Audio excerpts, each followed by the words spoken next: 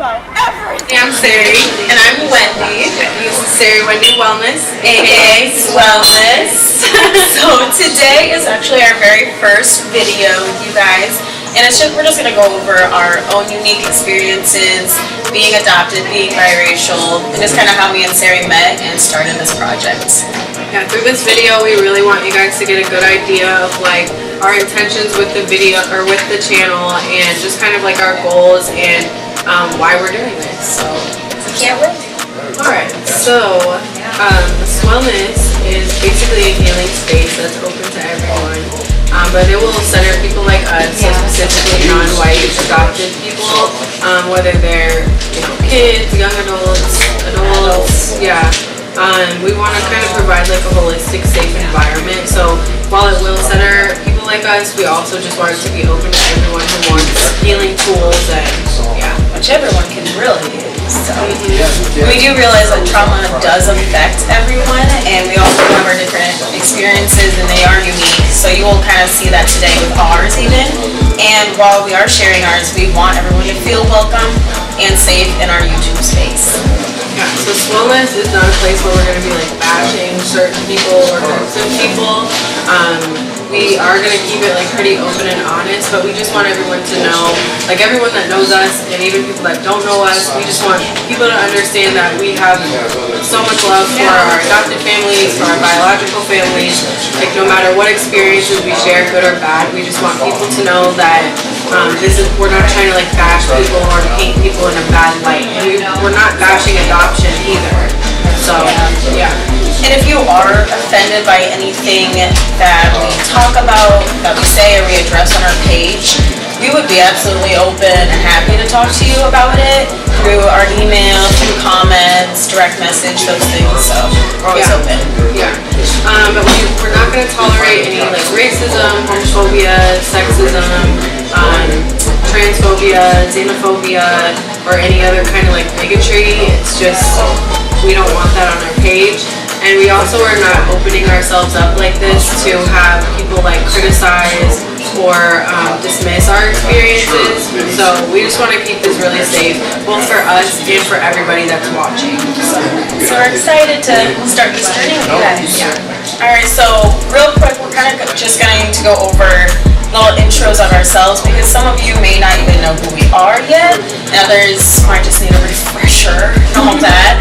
So I guess in the last year I graduated from college, and I actually went abroad for 3.5, 4 months to finish up an internship.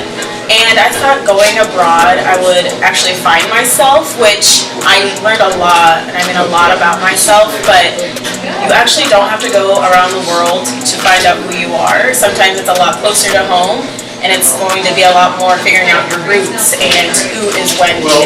And moving to Des Moines, it kind of was convenient. I have family here, and that's when I met Sari at our waitressing job, and we kind of figured out we have similar stories, and I actually saw her story and I was like, wow, I want to know more. I need to know more about myself so that I can help others just like she was helping me.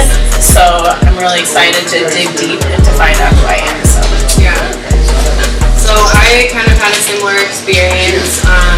I met my biological mother in 2014, and this was kind of a start of like a journey of finding my identity kind of thing. Like similar to what she said, I was just really looking for like who Sari is, like outside of just like my sports or like going to a certain high school or growing up in Colorado. Like I wanted to know who is like the essence of me and where does that come from.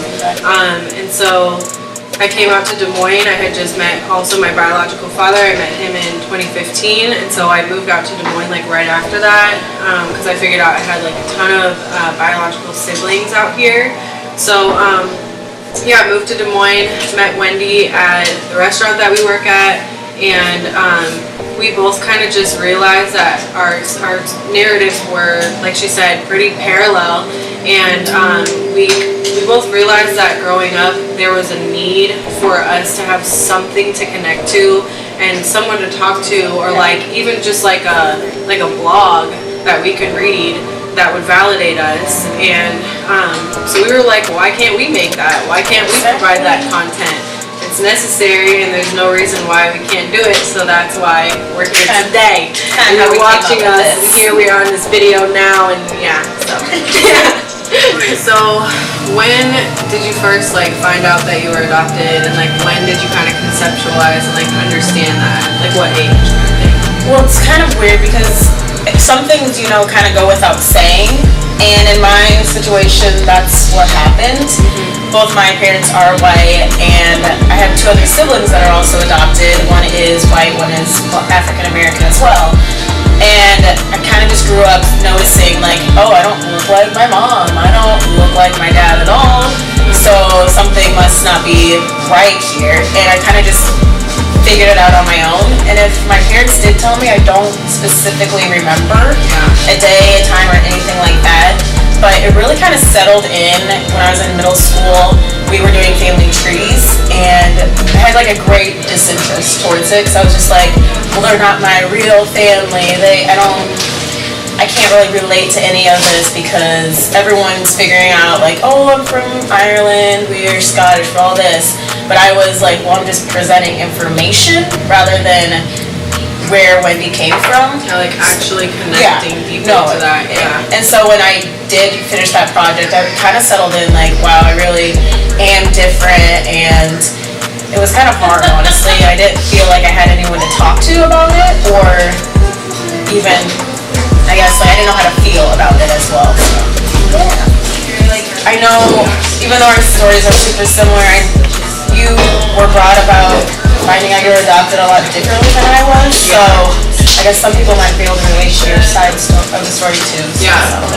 So my parents were really good about like normalizing my adoption. Like, I mean, ever since I can remember, they read me like children's books about how they went to the hospital and I came from another mom's tummy, and like they went there and like brought me home, and you know, it was just really normal. Like it just became my reality from a super young age. So that was like really healthy for me to like, I don't know, just be fully aware and not have to like wait till I got to a certain age to like start questioning it. Like there was no questions. They were just very open. But I think the first time I actually like realized that I wasn't like anybody else, or not like a lot of people, I guess, was really similar. It was actually in, I think, like 4th grade, and we did like a family tree as well. And I asked my teacher, I was like, should I put my birth parents on here? And all the kids in my class were like, what? What's a birth parent? Like, and I was like, you guys don't have birth parents? And they were like, no, we just have like our parents. And I was like, well, I have parents too, but I also have like parents that I came from and parents that I'm with now. And that was when it first clicked that I was like, oh, like not everyone's adopted. Like I'm unique. Like this is my story, and it's different. And I don't remember ever feeling like any emotion with that until I got to like maybe like 13, and that's when I actually started having more questions, and you know, it snowballs into other things. But yeah,